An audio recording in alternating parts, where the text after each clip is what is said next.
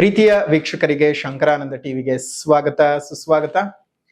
ಇವತ್ತಿನ ವಿಡಿಯೋನಲ್ಲಿ ಆಷಾಢ ಮಾಸದ ಕೃಷ್ಣ ಪಕ್ಷದ ಅಮಾವಾಸ್ಯೆ ಅಂದ್ರೆ ಭೀಮನ ಅಮಾವಾಸ್ಯೆ ದಿವಸ ಘಟಿಸುವಂತಹ ಸೂರ್ಯಗ್ರಹಣದ ಬಗ್ಗೆ ಮಾಹಿತಿಯನ್ನು ತಿಳ್ಕೊಳ್ಳೋಣ. ಅಮಾವಾಸ್ಯೆ ಮತ್ತು ಗ್ರಹಣ. ಅಮಾವಾಸ್ಯೆ ದಿವಸ ಸೂರ್ಯಗ್ರಹಣ ನಡೆಯುತ್ತೆ. ಅದು ಈ 12ನೇ ತಾರೀಕು. ಅದರ ಸಂಪೂರ್ಣವಾದ ಮಾಹಿತಿಗಳನ್ನು ತಿಳ್ಕೊಂಡು ಯಾವ್ಯಾವ ರಾಶಿಗಳಿಗೆ ಯಾವ್ಯಾವ ರೀತಿಯಾಗಿರ್ತಕ್ಕಂತಹ ಫಲಾನುಫಲಗಳಿದೆ ಅನ್ನುವಂತಹ ಮಾಹಿತಿಯನ್ನು ಸಹ ತಿಳ್ಕೊಳ್ಳೋಣ. ಅದಕ್ಕಿಂತ ಮುಂಚಿತವಾಗಿ ಯಾರಾದ್ರೂ ಶಂಕರಾನಂದ ಟಿವಿ ಯೂಟ್ಯೂಬ್ ವಾಹಿನಿಯನ್ನ ಸಬ್ಸ್ಕ್ರೈಬ್ ಮಾಡ್ಕೊಂಡಿಲ್ಲ ಅಂದ್ರೆ ಸಬ್ಸ್ಕ್ರೈಬ್ ಮಾಡ್ಕೊಳ್ಳಿ. ಪಕ್ಕದಲ್ಲೇ ಇರ್ತಕ್ಕಂತಹ ಬೆಲ್ ಐಕಾನ್ ಒತ್ತಿ. ಅದರಿಂದ ನೆಕ್ಸ್ಟ್ ಅಪ್ಲೋಡ್ ಮಾಡತಕ್ಕಂತಹ ವಿಡಿಯೋಗಳು ನಿಮಗೆ ನೋಟಿಫಿಕೇಶನ್ ಮುಖಾಂತರ ಬಂದು ತಲುಪತ್ತೆ. ಹೊಸ ಹೊಸ ಮಾಹಿತಿಗಳನ್ನು ತಿಳ್ಕೊಳ್ಳೋದಕ್ಕೆ ಸಾಧ್ಯವಾಗತ್ತೆ ಅಂತ ತಿಳಿಸ್ತಾ, ಈ ಒಂದು ವಿಶೇಷವಾದಂತಹ ಸೂರ್ಯಗ್ರಹಣ ಭೀಮನ ಅಮಾವಾಸ್ಯೆಯ ದಿವಸ ಜ್ಯೋತಿರ್ಭೀಮೇಶ್ವರ ವ್ರತದ ದಿವಸ ಸಂಭವಿಸ್ತಾ ಇರತಕ್ಕಂತಹ ಸೂರ್ಯಗ್ರಹಣ 12ನೇ ತಾರೀಕು 8ನೇ ತಿಂಗಳು 2026 ರಾತ್ರಿ 9:02 13ನೇ ತಾರೀಕು ಅಂದ್ರೆ ನಮಗೆ ಬೆಳಗಿನ ಜಾವ 1:28 ಸಹ ಸೂರ್ಯಗ್ರಹಣ ಸುದೀರ್ಘವಾಗಿ ನಡೀತಕ್ಕಂತಹದ್ದು. ಇದು ನಮ್ಮ ಭಾರತದಲ್ಲಿ ಗೋಚರವಲ್ಲದೆ ಇದ್ರು ಸಹ ವಿಶ್ವದ ಇನ್ನ ಅನೇಕ ಭಾಗಗಳಲ್ಲಿ ಗೋಚಾರವಾಗ್ತದೆ. ನಮಗೆ ರಾತ್ರಿ ಆಗಿರೋದ್ರಿಂದ ಭಾರತದಲ್ಲಿ ಗೋಚರವಿಲ್ಲ, ಗ್ರಹಣಾಚರಣೆ ಇಲ್ಲ ಅಷ್ಟೇ. ಆದ್ರೆ ಗ್ರಹಣದ ಎಫೆಕ್ಟ್ಸ್ ಇಲ್ಲ ಅಂತ ಅನ್ಕೊಳ್ಳೋದು ತಪ್ಪಾಗ್ತದೆ. ಸೊ ಹಾಗಾಗಿ ಆಚರಣೆ ಇರೋದಿಲ್ಲ. ಆದ್ರೆ ಗ್ರಹಣದ ಪ್ರಭಾವಕ್ಕೆ ಇಡೀ ಪ್ರಕೃತಿಗೆ ಸಿಕ್ಕಾಕೊಳ್ಳೋದ್ರಿಂದ, ಆ ಪ್ರಕೃತಿ ಒಳಗಡೆ ನಾವು ಬದುಕಿರೋದ್ರಿಂದ ಹಲವಾರು ಸಮಸ್ಯೆಗಳನ್ನ, ಒಳಿತುಗಳನ್ನ ಅನುಭವಿಸಲೇಬೇಕಾಗ್ತದೆ. ನೋಡಿ, ವಿಶೇಷವಾಗಿ 12ನೇ ತಾರೀಕು 8ನೇ ತಿಂಗಳು 2026 ಸೂರ್ಯಗ್ರಹಣ ಸಂಭವಿಸ್ತಾ ಇರತಕ್ಕಂತಹ ದಿವಸ ಆಶ್ಲೇಷ ನಕ್ಷತ್ರ 3ನೇ ಪಾದದಲ್ಲಿ ಕರ್ಕಾಟಕ ರಾಶಿ ಮತ್ತು ಮೀನ ಲಗ್ನದಲ್ಲಿ ಪ್ರಾರಂಭವಾಗ್ತದೆ. ಸ್ಥಿತಿಗಳು ಈ ರೀತಿಯಾಗಿರುತ್ತೆ ನೋಡಿ. ಮೀನ ರಾಶಿ ಅಂದ್ರೆ ಮೀನ ಲಗ್ನದಲ್ಲಿ ಶುರುವಾಗ್ತಕ್ಕಂಥದ್ದು. ಸೊ ಹಾಗಾಗಿ ಮೀನ ರಾಶಿಯಲ್ಲಿ ಶನಿಯು ಸ್ಥಿತನಾಗಿದ್ದಾನೆ.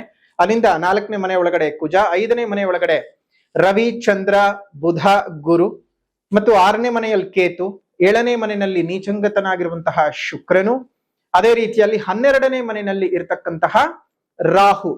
ಸೊ ಹೀಗಾಗಿ ಈ ಒಂದು ಗ್ರಹ ಸ್ಥಿತಿಗಳಿಂದ ಗಮನಿಸಬಹುದಾಗಿರ್ತಕ್ಕಂಥದ್ದು ಏನಪ್ಪಾ ಅಂತ ಹೇಳಿದ್ರೆ, ಗ್ರಹಣ ಅಂತ ಹೇಳ್ತಾ ಇದ್ದಾಗೇನೆ 3 ಭಾಗಗಳನ್ನಾಗಿ ನಾವು ಮಾಡ್ಕೊಳ್ಬೇಕಾಗತ್ತೆ. ಶುಭ ಫಲ, ಮಧ್ಯಮ ಫಲ ಮತ್ತು ಅಶುಭ ಫಲ ಅಂತ. ಇದು ಪ್ರತಿ ಗ್ರಹಣ ಬಂದಾಗ್ಲೂ ನಾವು ಹೇಳ್ತಾನೆ ಇರ್ತೀವಿ. ನಿಮ್ ರಾಶಿ ನಿಮ್ಗೆ ಯಾವ್ದೊಂದು ಗೊತ್ತಿರುತ್ತೆ. ಈ ಸೂತ್ರವನ್ನ, ಈ ಫಾರ್ಮುಲಾವನ್ನ ನೀವೆಲ್ಲರೂ ಸಹ ಬರೆದಿಟ್ಕೊಂಡಿದ್ರೆ ನೀವೇ ನೋಡ್ಕೋಬಹುದು ನಿಮ್ ರಾಶಿಗೆ ಒಳ್ಳೇದಿದ್ಯಾ, ನಿಮ್ ರಾಶಿ ಕೆಟ್ಟದಿದ್ಯಾ ಅಂತ. ನೋಡಿ, ಶುಭ ಫಲವನ್ನ ಅನುಭವಿಸುವಂತಹ ರಾಶಿಗಳು ಈ ರೀತಿಯಾಗಿರುತ್ತವೆ. ಸ್ಥಾನಗಳು ನಿಮ್ಮ ಜನ್ಮ ರಾಶಿಯಿಂದ ಎಣಿಸಿದಾಗ ಗ್ರಹಣದ ರಾಶಿ ಏನಾದರೂ 3, 6, 10, 11ನೇ ರಾಶಿಯಾಗಿದ್ದರೆ, ನಿಮ್ಮ ಜನ್ಮ ರಾಶಿಯಿಂದ ಎಣಿಸಿದ ಸಂದರ್ಭದಲ್ಲಿ ಗ್ರಹಣ ನಡೀತಾ ಇರತಕ್ಕಂತಹ ರಾಶಿಯು 3ನೇ ರಾಶಿ ಆಗಿರ್ಲಿ, 6ನೇ ರಾಶಿ ಆಗಿರ್ಲಿ, 10ನೇ ರಾಶಿ ಆಗಿರ್ಲಿ, 11ನೇ ರಾಶಿ ಆಗಿರ್ಲಿ ಆಗಿದ್ದರೆ ಅಂಥವರಿಗೆ ಶುಭ ಫಲಗಳು ಗ್ರಹಣದಿಂದ. ಇನ್ನು ನಿಮ್ಮ ಜನ್ಮರಾಶಿಯಿಂದ ಎಣಿಸಿದಂತಹ ಸಂದರ್ಭದಲ್ಲಿ ಗ್ರಹಣದ ರಾಶಿಗಳು ಏನಾದರೂ 2, 5, 7, 9ನೇ ರಾಶಿ ಆಗಿದ್ರೆ ಮಧ್ಯಮದ ಫಲಗಳು. ಅದೇ ನಿಮ್ಮ ಜನ್ಮರಾಶಿಯಿಂದ ಎಣಿಸಿದಂತಹ ಸಂದರ್ಭದಲ್ಲಿ ಗ್ರಹಣ ನಡೀತಾ ಇರ್ತಕ್ಕಂತಹ ರಾಶಿ ಏನಾದರೂ 1, 4, 8, 12 ಈ ರಾಶಿ ಏನಾದ್ರೂ ಆಗಿದ್ರೆ ಅಶುಭದ ಫಲಗಳು. ಈ ಸೂತ್ರ ಸೂರ್ಯಗ್ರಹಣಕ್ಕೂ ಅನ್ವಯ, ಚಂದ್ರಗ್ರಹಣಕ್ಕೂ ಅನ್ವಯ. ಹಾಗಾಗಿ ನಿಮ್ಮ ಜನ್ಮರಾಶಿಯಿಂದ ಎಣಿಸಿದಂತಹ ಸಂದರ್ಭದಲ್ಲಿ, ಉದಾಹರಣೆಗೆ ಹೇಳ್ಬೇಕು ಅಂದ್ರೆ, ಈಗ ಕರ್ಕಾಟಕ ರಾಶಿಯಲ್ಲಿ ಗ್ರಹಣ ನಡೀತಾ ಇದೆ. ನಿಮ್ದು ಮೇಷರಾಶಿ ಅನ್ಕೊಳ್ಳೋಣ. ಮೇಷರಾಶಿಯಿಂದ 4ನೇ ರಾಶಿಯು ಕರ್ಕಾಟಕ ರಾಶಿ ಆಗ್ತದೆ. ಸೊ 4ನೇದು ಅಂತ ಹೇಳ್ತಾ ಇದ್ದ ಹಾಗೆ ಅಶುಭ. ವೃಷಭ ರಾಶಿ ಅಂತ ತಗೊಂಡಾಗ 3ನೇ ರಾಶಿ ಆಗ್ತದೆ, ಶುಭ. ಮಿಥುನ ರಾಶಿ ಅಂತ ತಗೊಂಡಾಗ 2ನೇ ರಾಶಿ ಆಗ್ತದೆ, ಮಧ್ಯಮ. ಕರ್ಕಾಟಕ ರಾಶಿ ಅಂತ ತೆಗೆದುಕೊಂಡಂತಹ ಸಂದರ್ಭದಲ್ಲಿ ನಿಮ್ಮದೇ ರಾಶಿಯಲ್ಲಿ ಆಗ್ತಾ ಇರೋದ್ರಿಂದ 1ನೇ ರಾಶಿ ಆಗ್ತದೆ, ಅದು ಅಶುಭ. ಸಿಂಹರಾಶಿ ಅಂತ ತೆಗೆದುಕೊಂಡಂತ ಸಂದರ್ಭದಲ್ಲಿ 12ನೇ ರಾಶಿ ಆಗ್ತದೆ, ಅಶುಭ. ಕನ್ಯಾ ರಾಶಿ ಅಂತ ತೆಗೆದುಕೊಂಡಂತಹ ಸಂದರ್ಭದಲ್ಲಿ 11ನೇ ರಾಶಿ ಆಗ್ತದೆ, ಬಹಳ ಶುಭ. ತುಲಾ ರಾಶಿ ಅಂತ ತಗೊಂಡಂತಹ ಸಂದರ್ಭದಲ್ಲಿ 10ನೇ ರಾಶಿ ಆಗ್ತದೆ. 10ನೇ ರಾಶಿಗೂ ಉತ್ತಮವಾದಂತಹ ಫಲಗಳು ನಿರ್ಣಯವಾಗ್ತದೆ. ಹಾಗಾಗಿ ತುಲಾ ರಾಶಿಯವರಿಗೆ ಶುಭ. ವೃಶ್ಚಿಕ ರಾಶಿ ಅಂತ ತೆಗೆದುಕೊಂಡಂತಹ ಸಂದರ್ಭದಲ್ಲಿ 9ನೇ ರಾಶಿ ಆಗ್ತದೆ. ನಿಮ್ಮ ಜನ್ಮ ರಾಶಿಯಿಂದ ಗ್ರಹಣದ ರಾಶಿ 9ನೇ ರಾಶಿ ಆಗಿರೋದ್ರಿಂದ ಮಧ್ಯಮದ ಫಲಗಳನ್ನ ಅನುಭವಿಸ್ತೀರಾ. ಇನ್ನು ಧನಸ್ಸು ರಾಶಿ ಅಂತ ತೆಗೆದುಕೊಂಡಂತಹ ಸಂದರ್ಭದಲ್ಲಿ 8ನೇ ರಾಶಿ ಆಗ್ತದೆ, ಹಾಗಾಗಿ ಅಶುಭ. ಇನ್ನು ಮಕರ ರಾಶಿ ಅಂತ ತೆಗೆದುಕೊಂಡಂತಹ ಸಂದರ್ಭದಲ್ಲಿ 7ನೇ ರಾಶಿಯಲ್ಲಿ ಗ್ರಹಣ ಸಂಭವಿಸ್ತಾ ಇದೆ ನಿಮ್ಮ ರಾಶಿಯಿಂದ, ಹಾಗಾಗಿ ಅದು ಮಧ್ಯಮದ ಫಲ. ಇನ್ನು ಕುಂಭರಾಶಿ ಅಂತ ತೆಗೆದುಕೊಂಡಂತಹ ಸಂದರ್ಭದಲ್ಲಿ 6ನೇ ರಾಶಿನಲ್ಲಿ ಸಂಭವಿಸ್ತಾ ಇರತಕ್ಕಂಥದ್ದು ಶುಭ ಫಲ. ಇನ್ನು ಮೀನ ರಾಶಿ ಅಂತ ತೆಗೆದುಕೊಂಡಂತಹ ಸಂದರ್ಭದಲ್ಲಿ 5ನೇ ರಾಶಿಯಲ್ಲಿ ಸೂರ್ಯಗ್ರಹಣ ಸಂಭವಿಸ್ತಾ ಇದೆ, ಹಾಗಾಗಿ ಮಧ್ಯಮದ ಫಲ. ನೋಡಿ, ದ್ವಾದಶ ರಾಶಿಗಳಿಗೂ ಈ ಸ್ಥಾನ ಬಲಗಳಿಂದ ಯಾವುದು ಶುಭ ಯಾವುದು ಅಶುಭ ಅನ್ನೋದು ಗೊತ್ತಾಗಿದೆ. ಇನ್ನೊಮ್ಮೆ ಶುಭ ಫಲಗಳ ಇರ್ತಕ್ಕಂತಹ ರಾಶಿಗಳನ್ನ ನೋಡೋದಾಯ್ತು ಅಂತ ಹೇಳಿದ್ರೆ, ವೃಷಭ ರಾಶಿ, ಕುಂಭರಾಶಿ, ತುಲಾ ರಾಶಿ, ಕನ್ಯಾ ರಾಶಿ, ಈ ರಾಶಿಗಳಿಗೆ ಶುಭ ಫಲಗಳು. ಮಧ್ಯಮ ರಾಶಿ ಅಂತ ನೋಡಿದಂತಹ ಸಂದರ್ಭದಲ್ಲಿ ಮಿಥುನ ರಾಶಿ, ಅದೇ ರೀತಿಯಾಗಿ ಮೀನ ರಾಶಿ, ಮಕರ ರಾಶಿ, ವೃಶ್ಚಿಕ ರಾಶಿಯವರಿಗೆ ಮಧ್ಯಮದ ಫಲಗಳು. ಕರ್ಕಾಟಕ ರಾಶಿನಲ್ಲಿ ಹುಟ್ಟಿರ್ತಕ್ಕಂಥವರಿಗೆ ಮತ್ತು ಮೇಷರಾಶಿನಲ್ಲಿ ಹುಟ್ಟಿರ್ತಕ್ಕಂಥವ್ರಿಗೆ, ಸಿಂಹ ರಾಶಿನಲ್ಲಿ ಹುಟ್ಟಿರ್ತಕ್ಕಂಥವ್ರಿಗೆ, ಧನಸ್ಸು ರಾಶಿನಲ್ಲಿ ಹುಟ್ಟಿರ್ತಕ್ಕಂಥವ್ರಿಗೆ ಅಶುಭದ ಫಲಗಳು ಅಂತ ಹೇಳ್ಬೇಕಾಗ್ತದೆ. ಈ ಒಂದು ಸೂರ್ಯಗ್ರಹಣದ ಸಂದರ್ಭದಲ್ಲಿ ಏನೇನಾಗಬಹುದು ಶುಭ ಅಶುಭ ಮಿಶ್ರ ಫಲಗಳು ಅಂತ ಬಂದ ಸಂದರ್ಭದಲ್ಲಿ ನೋಡಿ, ಮೊದಲನೇದಾಗಿ ಮೇಷರಾಶಿ ಅಂತ ತೆಗೆದುಕೊಳ್ಳೋಣ. ಮೇಷರಾಶಿ ಅಂತ ತೆಗೆದುಕೊಂಡಾಗ ನಿಮ್ಗಿಂದ 4ನೇ ಮನೆಯೊಳಗಡೆ ನಡೀತಾ ಇರತಕ್ಕಂತಹದ್ದು. ಸೊ 4ನೇ ಮನೆಯೊಳಗಡೆ ನಡೀತಾ ಇರತಕ್ಕಂಥದ್ರಿಂದ ಅಶುಭದ ವಾತಾವರಣವನ್ನ ಒಂದು ಮೇಷರಾಶಿಯವರು ಅನುಭವಿಸಬೇಕಾಗ್ತದೆ. ಸುಖಸ್ಥಾನಕ್ಕೆ ಕೊರತೆ, ನಿಮ್ಮ ಮಾತೃವಿಗೆ ಅನಾರೋಗ್ಯಗಳು, ತಾಯಿ ಸಮಾರ್ಯರಿಗೆ ತೊಂದರೆಗಳು, ನಿಮ್ಮ ತಾಯಿಗೆ ಇದ್ದಕ್ಕಿದ್ದ ಹಾಗೆ ತೊಂದರೆ ತಾಪತ್ರೆಗಳು ಬರುವಂಥದ್ದು, ಪಿತ್ರಾರ್ಜಿತ ಆಸ್ತಿಯಲ್ಲಿ ಬಹಳ ಗೊಂದಲ ತಾಪತ್ರೆಗಳು ಉಂಟಾಗ್ತಕ್ಕಂಥದ್ದು, ಹಣಕಾಸುಗಳು ಕೈನಲ್ಲಿ ನಿಲ್ಲದೆ ಹೋಗುತ್ತೆ, ವಿಪರೀತವಾದಂತಹ ಖರ್ಚು ಬಾಪ್ತಗಳು ಜಾಸ್ತಿ ಆಗ್ತಕ್ಕಂಥದ್ದು, ಮಾನಸಿಕವಾಗಿ ತೊಂದರೆ ತಾಪತ್ರೆಗಳು ಉಂಟಾಗ್ತಕ್ಕಂಥದ್ದು. ಚಂದ್ರನ ದೃಷ್ಟಿಯು ನೋಡಿದಂತಹ ಸಂದರ್ಭದಲ್ಲಿ ಒಂದು ಅಷ್ಟೊಂದು ಶುಭವಾಗಿ ಇಲ್ಲದೆ ಇರೋದ್ರಿಂದಾಗಿ ನಿಮಗೆ ಕರ್ಮಸ್ಥಾನದ ಮೇಲೂ ಪ್ರಭಾವವನ್ನು ಬೀರುತ್ತದೆ. ಕರ್ಮಾಧಿಪತಿಯು ಗ್ರಹಣದ ರಾಶಿಯಲ್ಲಿ ಸಿಕ್ಕಾಕೊಂಡಿದ್ದಾನೆ, ಹಾಗಾಗಿ ಕೆಲಸ ಕಾರ್ಯಗಳಲ್ಲಿ ತೊಂದರೆ ತಾಪತ್ರೆಗಳೆಲ್ಲ ನಡೆಯುತ್ತವೆ. ಮೇಷರಾಶಿಯವರಿಗೆ ಅಶುಭವಾದಂತಹ ವಾತಾವರಣ ಇದೆ. ಹಾಗಾಗಿ ಏನ್ ಮಾಡ್ಬೇಕು ಅಂತ ಹೇಳಿದ್ರೆ, ಇದೇ ಗ್ರಹಣದ ದಿವಸ ಮಾಡ್ತಾ ಇರತಕ್ಕಂತಹ ಸರ್ವ ಕಾರ್ಯ ಸಿದ್ಧಿ ಮೂಲಿಕಾ ತಾಯಿತವನ್ನ, ರಜತ ತಾಯಿತವನ್ನ ನಿಮ್ಮ ದೇಹದಲ್ಲಿ ಧರಿಸ್ಕೊಳ್ಳಿ. ಸಾಧ್ಯ ಇಲ್ಲದೆ ಇರುವಂತವ್ರು ತಾಮ್ರದ ತಾಯಿತವನ್ನಾದ್ರೂ ಧರಿಸ್ಕೊಳ್ಬಹುದು. ನೋಡಿ, ತಾಮ್ರದ ತಾಯಿತ ಮತ್ತು ರಜತ ತಾಯಿತ ಎರಡೂ ಸಹ ಸಿಗತ್ತೆ. ಯಾಕಂದ್ರೆ ಬೆಳ್ಳಿ ನಿಮಗೆ ಗೊತ್ತಿದೆ ಈಗ ವಿಪರೀತ ಬೆಲೆ ಆಗಿರೋದ್ರಿಂದ ಬೆಳ್ಳಿಯನ್ನ ಕೊಟ್ಟು ಕೊಂಡ್ಕೊಳ್ಳೋಕ್ ಸಾಧ್ಯವಾಗುವಂಥವ್ರು ಬೆಳ್ಳಿಯ ಒಂದು ಧಾರಣೆಯನ್ನ ಮಾಡ್ತಕ್ಕಂಥದ್ದು. ಸಾಧ್ಯವಿಲ್ಲದೆ ಇರತಕ್ಕಂಥವ್ರು ಒಂದು ತಾಮ್ರವೂ ಸಹ, ಕಾಪರ್ ಸಹ ಅಷ್ಟೇ ಪ್ರಮಾಣದಲ್ಲೇ ಕೆಲಸವನ್ನು ಮಾಡ್ತದೆ. ಸೊ ಹಾಗಾಗಿ ಕಾಪರ್ ಇದು ಸಹ ಉಪಯೋಗಿಸ್ಕೊಳ್ಬಹುದು, ಒಳ್ಳೇದಾಗ್ಲಿ. ಇನ್ನು ಅದೇ ರೀತಿಯಾಗಿ ಒಂದು ವೃಷಭ ರಾಶಿನಲ್ಲಿ ಹುಟ್ಟಿರ್ತಕ್ಕಂಥವ್ರಿಗೆ ಒಂದು 3ನೇ ಮನೆಯಲ್ಲಿ ಗ್ರಹಣ ಆಗ್ತಾ ಇರೋದ್ರಿಂದ ಒಳ್ಳೆ ರೀತಿಯಾಗಿರ್ತಕ್ಕಂತಹ ಫಲಗಳನ್ನ ಅನುಭವಿಸ್ತೀರ. ಮಾಡುವಂತಹ ಕೆಲಸ ಕಾರ್ಯಗಳಲ್ಲಿ ಶುಭದಾಯಕವಾದಂತಹ ವಾತಾವರಣ, ವಿದೇಶಗಳಿಗೆ ಪ್ರಯಾಣದ ಯೋಗಗಳು ಬರ್ತಕ್ಕಂಥದ್ದು, ಮಾನಸಿಕವಾದಂತಹ ನೆಮ್ಮದಿಗಳು ಉತ್ಪತ್ತಿ ಆಗ್ತಕ್ಕಂಥದ್ದು, ಹೊಸ ಇನ್ವೆಸ್ಟ್ಮೆಂಟ್ಗಳಿಗೆ ದಾರಿ ಆಗ್ತಕ್ಕಂಥದ್ದು, ಪ್ರಮೋಷನ್ನು, ಬಡ್ತಿ, ಹಲವಾರು ರೀತಿಯಲ್ಲಿ ಸ್ಯಾಲರಿ ಜಾಸ್ತಿ ಆಗ್ತಕ್ಕಂಥದ್ದು, ಕರ್ಮಸ್ಥಾನದ ಅಭಿವೃದ್ಧಿ ಆಗುವಂಥದ್ದು ತುಂಬಾ ಚೆನ್ನಾಗಿದೆ. ಈ ಒಂದು ವೃಷಭ ರಾಶಿನಲ್ಲಿ ಹುಟ್ಟಿರ್ತಕ್ಕಂಥವ್ರಿಗೆ ಚೆನ್ನಾಗಿದೆ. ಇನ್ನು ಮಿಥುನ ರಾಶಿನಲ್ಲಿ ಹುಟ್ಟಿರ್ತಕ್ಕಂಥವ್ರಿಗೆ 2ನೇ ಮನೆಯಲ್ಲಿ ಗ್ರಹಣವು ಸಂಭವಿಸ್ತಾ ಇರೋದ್ರಿಂದ ಇದು ಮಧ್ಯಮದ ಫಲಗಳು. ಈ ಕಡೆ ಲಾಭವೂ ಅಲ್ಲದ, ಈ ಕಡೆ ನಷ್ಟವೂ ಅಲ್ಲದ ಪರಿಸ್ಥಿತಿ. ಕೆಲ ವಿಚಾರಗಳಲ್ಲಿ ಜಾಗೃತಿಯೂ ಮಾಡಬೇಕು, ಕೆಲ ವಿಚಾರಗಳಲ್ಲಿ ಸಂತೋಷವನ್ನು ಸಹ ಅನುಭವಿಸಬಹುದು. ಯಾವ ವಿಚಾರದಲ್ಲಿ ಜಾಗ್ರತೆ ಮಾಡಬೇಕು ಅಂತ ಹೇಳಿದ್ರೆ ನೋಡಿ, ಪ್ರಥಮವಾಗಿ ನೀವು ಮಾಡ್ಕೊಳ್ಬೇಕಾಗಿರೋದೇನಪ್ಪಾ ಅಂತ ಹೇಳಿದ್ರೆ ನಿಮ್ಮ ಹಣಕಾಸಿನ ಬಗ್ಗೆ ಜಾಗ್ರತೆ ಮಾಡಬೇಕು. ವಿದ್ಯಾಭ್ಯಾಸದಲ್ಲಿ ಓವರ್ ಕಾನ್ಫಿಡೆನ್ಸ್ ಇಟ್ಕೊಳಕ್ ಹೋಗಬಾರ್ದು. ಸ್ವಲ್ಪ ಇದಕ್ಕಿದಾಗ ಓವರ್ ಕಾನ್ಫಿಡೆನ್ಸ್ ಎಲ್ಲ ಜಾಸ್ತಿ ಆಗ್ಬಿಡುತ್ತೆ ವಿದ್ಯಾರ್ಥಿಗಳಿಗೆ. ಮತ್ತು ಹಣಕಾಸುಗಳನ್ನ ಬೇರೆಯವರಿಗೆ ಮಧ್ಯದಲ್ಲಿ ನಿಂತ್ಕೊಂಡು ದುಡ್ಡು ಕಾಸುಗಳನ್ನ ಕೊಡಿಸೋದನ್ನ ಮೊದಲು ನಿಲ್ಸಿ, ಬೇಡ. ಇನ್ನು ಅದೇ ರೀತಿಯಾಗಿ ಸಂತೋಷದ ವಿಚಾರ ಏನಪ್ಪಾ ಅಂತ ಹೇಳಿದ್ರೆ, ನಿಮ್ಗೆ ಕೆಲವೊಂದು ಭಾಗ್ಯಸ್ಥಾನಗಳ ಅಭಿವೃದ್ಧಿ ಆಗ್ತದೆ. ತುಂಬಾ ದಿವಸಗಳಿಂದ ನಿಂತೋದಂತಹ ಅನೇಕ ಕೆಲಸ ಕಾರ್ಯಗಳು ಪುನಃ ಜಾಗೃತವಾಗ್ತಕ್ಕಂಥದ್ದು, ಅದು ಮುಂದುವರ್ಕೊಂಡು ಹೋಗಿ ನೆಮ್ಮದಿಯಾಗಿರ್ತಕ್ಕಂತಹ ಫಲಗಳನ್ನ ಅನುಭವಿಸೋದು. ಜೊತೆಗೆ ಯಾವುದೋ ಒಂದು ಹಳೆ ಇನ್ವೆಸ್ಟ್ಮೆಂಟು ನಿಮ್ ಕೈಗೆ ಹೊಸ ಲಾಭವನ್ನ ತಂದು ಕೊಡ್ತಕ್ಕಂಥದ್ದು, ಹಳೆ ಹೂಡಿಕೆಗಳಿಂದ ಲಾಭಗಳಾಗ್ತಕ್ಕಂಥದ್ದು, ಮತ್ತು ಸ್ತ್ರೀಯರಿಗೆ ಆರೋಗ್ಯ ಪ್ರಾಪ್ತಿಯ ಯೋಗಗಳು ಬರ್ತಕ್ಕಂಥದ್ದು ಚೆನ್ನಾಗಿದೆ. ಕೆಲವೊಂದು ವಿಚಾರಗಳು ಮಿಥುನ ರಾಶಿನಲ್ಲಿ ಹುಟ್ಟಿರ್ತಕ್ಕಂಥವ್ರಿಗೆ. ಇನ್ನು ಕರ್ಕಾಟಕ ರಾಶಿ ನಿಮ್ಮ ಜನ್ಮ ರಾಶಿಯಲ್ಲಿಯೇ ನಡೀತಾ ಇರತಕ್ಕಂಥದ್ದು, ಅದರಲ್ಲೂ ಆಶ್ಲೇಷ ನಕ್ಷತ್ರದವರಿಗಂತೂ ಬಹಳ ಕ್ರೂರವಾಗಿ ಕಾಡ್ತಕ್ಕಂತಹ ಸಾಧ್ಯತೆಗಳಿರ್ತವೆ. ಹಾಗಾಗಿ ಜಾಗ್ರತೆಯಿಂದಿರಬೇಕು. ಮೊದಲನೇದಾಗಿ ದೇಹದ ಆರೋಗ್ಯದ ಬಗ್ಗೆ ಕಾಳಜಿಯನ್ನ ಮಾಡ್ತಾ, ಸಂಸಾರದ ತಾಪತ್ರೆಗಳು ಜಾಸ್ತಿ ಆಗುತ್ತವೆ, ಗಂಡ ಹೆಂಡತಿ ನಡುವೆ ವೈಷಮ್ಯಗಳು ಜಾಸ್ತಿ ಆಗ್ತಕ್ಕಂಥದ್ದು, ವಿಷಮಯವಾಗಿರ್ತಕ್ಕಂಥ ಪರಿಸ್ಥಿತಿಗಳು ಉತ್ಪತ್ತಿ ಆಗುವಂಥದ್ದು. ಇನ್ನು ಅನ್ವಯಿಕ ಕೋರ್ಟು ಕಚೇರಿ ವ್ಯಾಜ್ಯಗಳೇನಾದ್ರೂ ಇತ್ತು ಅಂದ್ರೆ ಅದು ಬೇಕು ಅಂತಾನೆ ಮುಂದಕ್ಕೆ ಹೋಗುವಂತಹದ್ದು. ಯಾವುದು ಸಹ ನಿಮ್ಗೆ ಕೈಗೂಡ್ತಕ್ಕಂತಹ ಸಮಯ ಇದು ಆಗಿರೋದಿಲ್ಲ. ಬಹಳ ಎಚ್ಚರಿಕೆಯಿಂದ ಇರಬೇಕು. ಹಾಗಾಗಿ ನೀವು ಸಹ ಇದೇ ಭೀಮನ ಅಮಾವಾಸ್ಯೆ ಎಂದು ತಯಾರು ಮಾಡತಕ್ಕಂತಹ ಸರ್ವ ಕಾರ್ಯ ಸಿದ್ಧಿ ಮೂಲಿಕಾ ತಾಯತವನ್ನ, ರಜತ ತಾಯತವನ್ನಾಗ್ಲಿ ಅಥವಾ ತಾಮ್ರದ ತಾಯ್ತವನ್ನಾಗ್ಲಿ ನೀವು ದೇಹದಲ್ಲಿ ಧರಿಸ್ಕೊಳ್ಳಿ. ಅದರಿಂದ ಉತ್ತಮವಾಗಿರತಕ್ಕಂತಹ ಕಾರ್ಯ ಸಾಧನೆಯಾಗ್ತದೆ, ಶುಭವಾದಂತಹ ವಾತಾವರಣವು ಬರ್ತದೆ, ಎಲ್ಲವೂ ಸಹ ಉತ್ತಮವಾಗಿ ನಿಮ್ಮ ಬದುಕು ರೂಪಣೆ ಆಗ್ತದೆ ಅಂತ ಹೇಳ್ತಾ, ಶುಭವಾಗ್ಲಿ, ಮಂಗಳವಾಗ್ಲಿ. ಸಿಂಹರಾಶಿನಲ್ಲಿ ಹುಟ್ಟಿರ್ತಕ್ಕಂಥವ್ರಿಗೆ 12ನೇ ಮನೆಯಲ್ಲಿ ಆಗ್ತದೆ, ಇದು ಸಹ ಉತ್ತಮವಾದಂತಹ ವಿಚಾರ ಅಲ್ಲ. ನಿಮ್ಗೆ ನಿದ್ರಾಹೀನತೆ, ನಿದ್ರಾಭಂಗ ಯೋಗಗಳು ಉಂಟಾಗ್ತಕ್ಕಂಥದ್ದು, ಶಯನ ಸ್ಥಾನದಲ್ಲಿ ದೋಷಗಳು, ವಿಪರೀತವಾದಂತಹ ಖರ್ಚುಗಳು, ಒಂದಲ್ಲ ಒಂದು ತಾಪತ್ರೆಗಳು, ಯಾತನೆಗಳು ಜಾಸ್ತಿ ಆಗ್ತಕ್ಕಂಥದ್ದಾಗತ್ತೆ. ಸೊ ಹಾಗಾಗಿ ತುಂಬಾನೇ ಹುಷಾರಾಗಿದ್ದು ಆರೋಗ್ಯವನ್ನು ಕಾಪಾಡ್ಕೋಬೇಕು. ಯಾರ ಜೊತೆಗೂ ವ್ಯಾಜಗಳನ್ನ ಇಟ್ಕೊಳಕ್ ಹೋಗ್ಬಾರ್ದು. ಎಲ್ಲೂ ನಿಮ್ಮ ಒಳಗಿನ ವಿಚಾರಗಳನ್ನ ಹೇಳ್ಕೊಳ್ಳೋದಕ್ಕೆ ಹೋಗ್ಬಾರ್ದು. ಮನೆಯ ಗುಟ್ಟು ಮನೆಯಲ್ಲೇ ಇರಬೇಕು. ನಿಮ್ಮ ವ್ಯಾಧಿ ಗುಟ್ಟುಗಳು ಒಳಗಡೆನೆ ಇಟ್ಕೊಂಡಿರ್ಬೇಕು. ಕೆಲಸ ಕಾರ್ಯಗಳು ಸರಿಯಾಗಿ ಸಾಗೋದಿಲ್ಲ. ಒಂದಲ್ಲ ಒಂದು ತಾಪತ್ರಯ, ಏನಾದ್ರೂ ಒಂದು ಹಿಂಸೆ, ಜೊತೆಗೆ ಅಷ್ಟಮ ಶನಿ ಪೀಡೆ ಬೇರೆ ನಡೀತಾ ಇದೆ.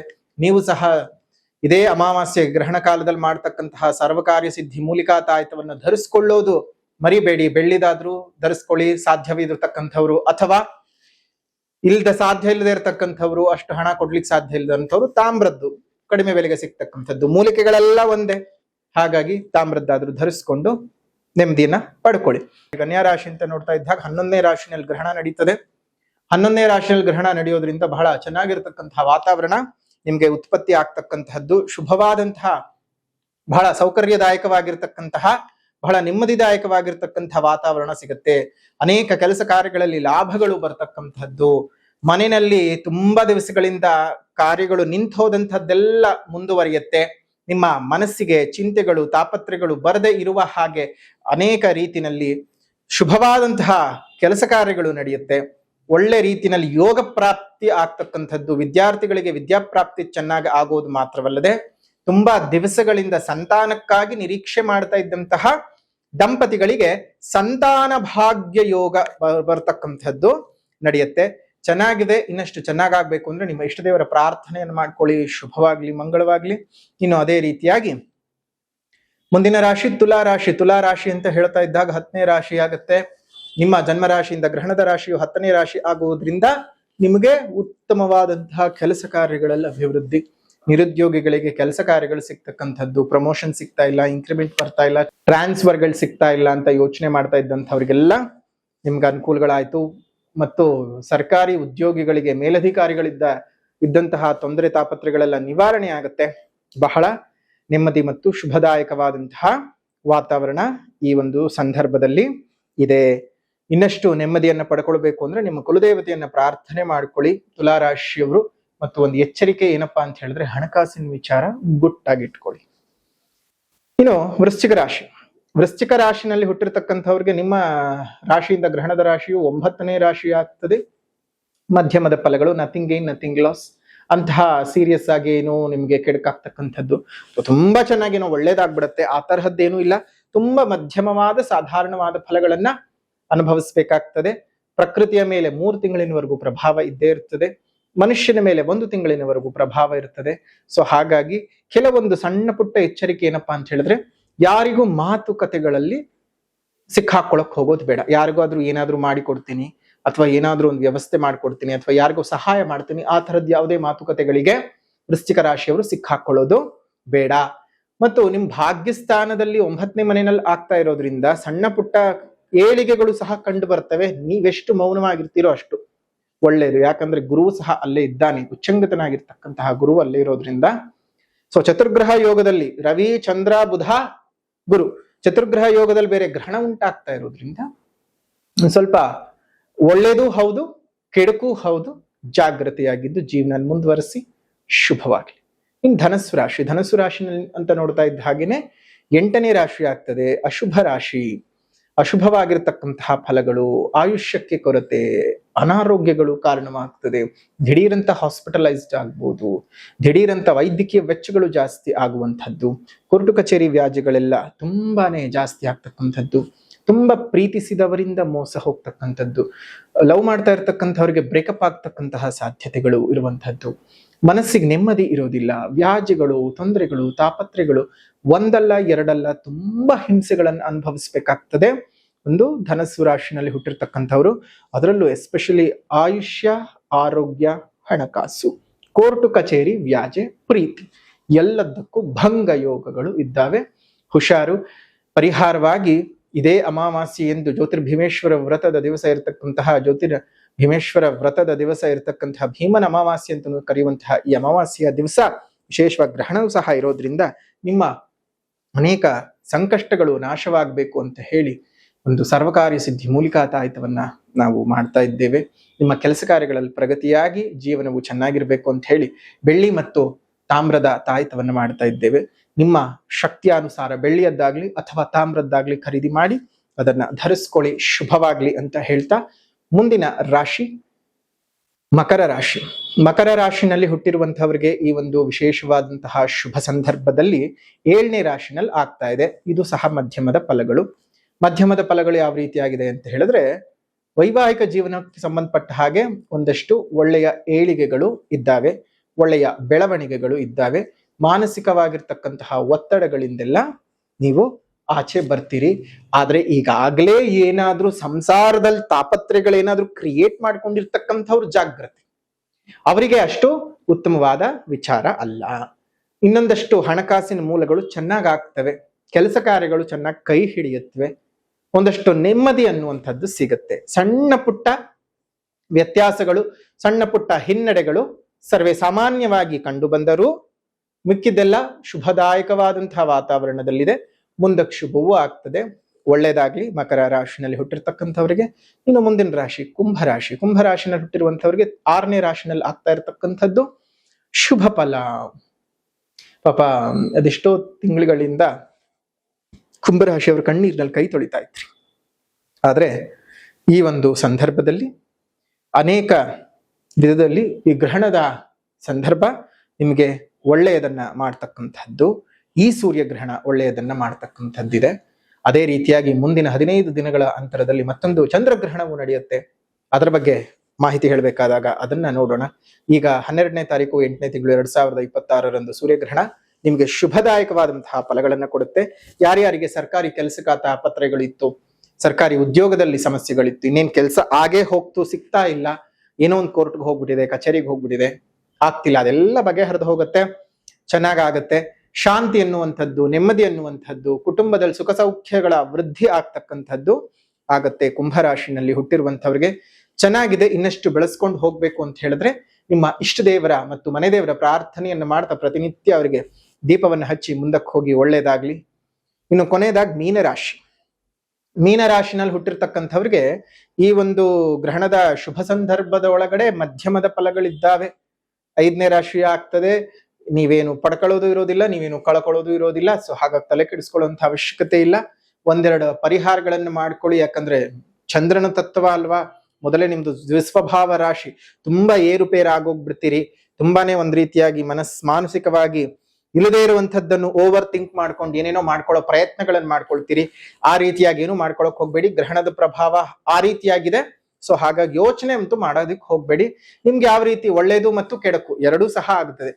ಒಳ್ಳೇದೇನೇನಪ್ಪ ನಡಿಬಹುದು ಅಂತ ಹೇಳಿದ್ರೆ, ನೀವು ತುಂಬಾ ದಿವಸಗಳಿಂದ ಅನ್ಕೊಂಡಂತಹ ನಿಮ್ ಕನಸುಗಳು ನನಸಾಗ್ತವೆ. ಆ ಕನಸುಗಳನ್ನ ನನಸು ಮಾಡ್ಕೊಳ್ಳುವಂತಹ ದಾರಿನಲ್ಲಿ ಹೋಗ್ಬೇಕಾದಾಗ ಹಲವು ಮುಳ್ಳುಗಳು ನಿಮಗೆ ಚುಚ್ಚುವ ಸಾಧ್ಯತೆಗಳಿದ್ದಾವೆ. ಏನು ಮಾಡಕ್ಕಾಗಲ್ಲ. ಒಂದು ಸಕ್ಸಸ್ ಬೇಕು ಅಂತ ಹೇಳಿದ್ರೆ ಕಲ್ಲು ಮುಳ್ಳುಗಳಲ್ಲಿ, ಬಿಸಿಲಿನಲ್ಲಿ, ಮಳೆನಲ್ಲಿ, ಚಳಿಯಲ್ಲಿ ಒಣಗಲೇಬೇಕು, ಬಳಲೇಬೇಕು. ದೇವರ ದಾರಿ ತೋರಿಸ್ತಾನೆ. ಕಣ್ಮುಚ್ಕೊಂಡು ದೇವರನ್ನ ಕೈ ಹಿಡಿದು ನಿಂಪಾಡಿ ನೀವು ನಡೆದ್ಬಿಡಿ. ಯಾಕಳಿ ನೀವು ಕಣ್ಮುಚ್ಕೊಂಡಿರ್ತಾನೆ, ನಡೆಸೋದು ದೇವ್ರು, ಅವ್ನು ನಡ್ಸ್ಕೊಂಡು ಹೋಗ್ತಾನೆ. ಎಲ್ಲ ಒಳ್ಳೇದಾಗ್ಲಿ. ಮಧ್ಯಮದ ಫಲಗಳಿದ್ದಾವೆ. ಶುಭವಾಗ್ಲಿ, ಮಂಗಳವಾಗ್ಲಿ ಮೀನರಾಶಿಯವರಿಗೂ ಸಹ. ಮತ್ತೆ ಎಚ್ಚರಿಕೆ ಏನಪ್ಪಾ ಅಂತ ಹೇಳಿದ್ರೆ, ಈ ಶಿಕ್ಷಣ ಕ್ಷೇತ್ರದಲ್ಲಿ ಕೆಲಸವನ್ನು ಮಾಡ್ತಾ ಇರ್ತಕ್ಕಂಥವ್ರಿಗೆ, ಅಂದ್ರೆ ಶಿಕ್ಷಕರಾಗಿರುವಂತಹದ್ದಾಗಿರ್ಬಹುದು, ಬೋಧಕರಾಗಿದ್ದಿರುವಂತಹದ್ದು, lecturers, over all education department ನಲ್ಲಿ ಇರ್ತಕ್ಕಂಥವ್ರು ಸ್ವಲ್ಪ ಜಾಗ್ರತೆ. ಮತ್ತು ಯಾರಾದ್ರೂ ಬೇರೆ ದೇಶಗಳಿಗೆ ಏನಾದ್ರೂ ಕೆಲಸವನ್ನ ಪ್ರಯತ್ನ ಮಾಡ್ತಾ ಇದ್ದೀನಿ ಅಂದ್ರೆ ಅವ್ರಿಗೆ ವಿದೇಶಗಳಲ್ಲಿ ಕೆಲಸದ ಪ್ರಾಪ್ತಿ ಆಗ್ತಕ್ಕಂಥದ್ದು, ಅದು ಬಹಳ ಒಳ್ಳೇದಾಗ್ತಕ್ಕಂಥದ್ದು. ವಿದ್ಯಾರ್ಥಿಗಳಿಗೆ ಶುಭವಾಗಿದೆ. ವಿದ್ಯಾರ್ಥಿಗಳಿಗೆ ವಿದ್ಯಾಪ್ರಾಪ್ತಿ ಚೆನ್ನಾಗಾಗ್ತದೆ. ಏನಾದ್ರೂ ಕಾಂಪಿಟೇಟಿವ್ ಎಕ್ಸಾಮ್ಸ್ಗಳನ್ನು ತಗೊಂಡು ರಿಸಲ್ಟ್ ಏನಾದ್ರೂ ವೇಟ್ ಮಾಡ್ತಾ ಇದ್ರೆ ಶುಭವಾಗಿರ್ತದೆ. ಸೊ ಚೆನ್ನಾಗಿರಿ, ಎಲ್ಲರಿಗೂ ಸಹ ಒಳ್ಳೇದಾಗ್ಲಿ. ಇನ್ನು ಇದೇ ಒಂದು 12ನೇ ತಾರೀಕು 8ನೇ ತಿಂಗಳು 2026 ಜ್ಯೋತಿರ್ಭೀಮೇಶ್ವರ ವ್ರತ ಅಂದ್ರೆ ಭೀಮನ ಅಮಾವಾಸ್ಯ ದಿವಸ ಗ್ರಹಣದ ಪರ್ವಕಾಲದಲ್ಲಿ ತಯಾರು ಮಾಡ್ತಾ ಇರತಕ್ಕಂತಹ ಸರ್ವಕಾರ್ಯ ಸಿದ್ಧಿ ಮೂಲಿಕಾ ತಾಯ್ತವನ್ನ ದೇಹದಲ್ಲಿ ಧರಿಸ್ಕೊಳ್ಳಿ. ಪ್ರತಿಯೊಬ್ರು ಅದರಿಂದ ಅನೇಕ ಜನರಿಗೆ ಈ ಕೆಲಸಗಳಾಗ್ತಾ ಇಲ್ಲ, ಅನೇಕ ಜನರಿಗೆ ಈ ಒಂದು ಮಾನಸಿಕವಾದಂತಹ ತೊಂದರೆಗಳು ಉತ್ಪತ್ತಿ ಆಗ್ತಿದೆ. ಎಷ್ಟೇ ಪ್ರಯತ್ನ ಪಟ್ಟರು ಸರಿಯಾಗಿರ್ತಕ್ಕಂತಹ ಒಂದು ದಾರಿನಲ್ಲಿ ನಾನು ಹೋಗೋದಕ್ಕೆ ಸಾಧ್ಯ ಆಗ್ತಾ ಇಲ್ಲ ಅಂತ ಯೋಚನೆ ಮಾಡ್ತಾ ಇರತಕ್ಕಂತಹ ಪ್ರತಿಯೊಬ್ಬರಿಗೂ ಸಹ ಆ ಒಂದು ಸರ್ವಕಾರ್ಯ ಸಿದ್ಧಿ ಮೂಲಿಕಾ ತಾಯ್ತವು ಕೆಲಸ ಮಾಡ್ತದೆ.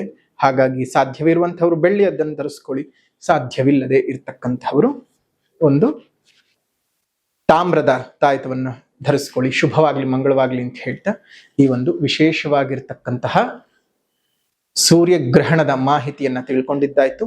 ವಿಡಿಯೋ ಇಷ್ಟ ಆಗಿದ್ರೆ ಲೈಕ್ ಮಾಡಿ, ಶೇರ್ ಮಾಡಿ, ಕಮೆಂಟ್ ಮಾಡಿ. ಮತ್ತೊಂದು ವಿಡಿಯೋನಲ್ಲಿ ಭೇಟಿ ಮಾಡೋಣ. ಅಲ್ಲಿವರೆಗೂ ನಮಸ್ಕಾರ. ಲೋಕ ಸಮಸ್ತ ಸುಖಿನೋ ಭವಂತು, ಸಕಲ ಸನ್ಮಂಗಳಾನಿ ಭವಂತು, ಸರ್ವೇ ಜನಾಃ ಸುಖಿನೋ ಭವಂತು, ಸಮಸ್ತ ಸನ್ಮಂಗಳಾನಿ ಭವಂತು.